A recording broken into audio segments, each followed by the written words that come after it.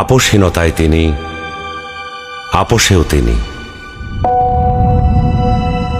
বাংলাদেশের রাজনীতিতে তিনি এক নিঃসঙ্গ শেরপা। এরশাদের স্বৈরশাসনের বিরুদ্ধে সদ্য রাজনীতিতে এসে তিনি গণতন্ত্রের প্রশ্নে অবিস্মরণীয় ভূমিকা রেখে ভূষিত হলেন আপোষহীন নেতৃত্বে। 2007-এর 1/11-এর দুঃশাসনের কালেও আপোষহীন রইলেন।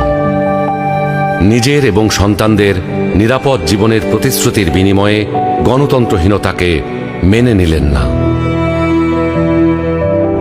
ফ্যাসিস্ট হাসিনার আমলে বিদেশ থেকে ফিরে এসে মিথ্যা মামলা মোকাবেলা করে জেলে চলে গেলেন।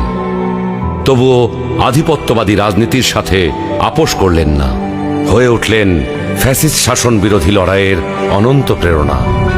তবে কি তিনি কখনোই আপোষ করেননি? অবশ্যই করেছেন। দেশের বৃহত্তর স্বার্থে অনেক গুরুত্বপূর্ণ মুহূর্তে উনি এমন সব বিষয়ে আপোষ করেছেন যেটা না করলে কেবল গণতন্ত্র নয়, বাংলাদেশের স্বাধীনতা সার্বভৌমত্বই বিপন্ন হয়ে পড়ত।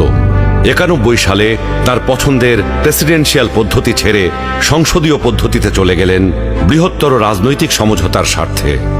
বিরোধী দলের দাবির প্রতি শ্রদ্ধা জানাতে 96 সালে নির্বাচন করে অল্প কয়েকদিনের জন্য সংসদ অধিবেশনে বসে তত্ত্বাবধায়ক সরকার সংবিধানে যুক্ত করে ক্ষমতা ছেড়ে নির্বাচন দিয়ে বিরোধী দলে গিয়ে বসেন। 2008-এ একপেশে এবং অসমান নির্বাচনী ক্ষেত্রের কারণে পরাজয় নিশ্চিত জেনেও নির্বাচনে অংশ নেন গণতান্ত্রিক ধারাবাহিকতা রক্ষার জন্য। সকল মানুষের মতোই তিনিও নিশ্চয়ই সীমাবদ্ধতার ঊর্ধ্বে ছিলেন না, কিন্তু শিষ্টাচার, সৌজন্যবোধ, দৃঢ়তা, দূরদর্শিতা এবং প্রজ্ঞার সমন্বয়ে তিনি হয়ে উঠেছেন বাংলাদেশের রাজনৈতিক ইতিহাসের এক অনন্য চরিত্র। তিনি বেগম খালেদা জিয়া।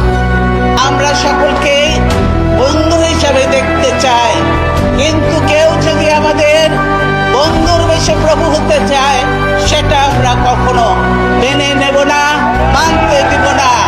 কারো প্রভুত্ব বাংলাদেশের জনগণ স্বীকার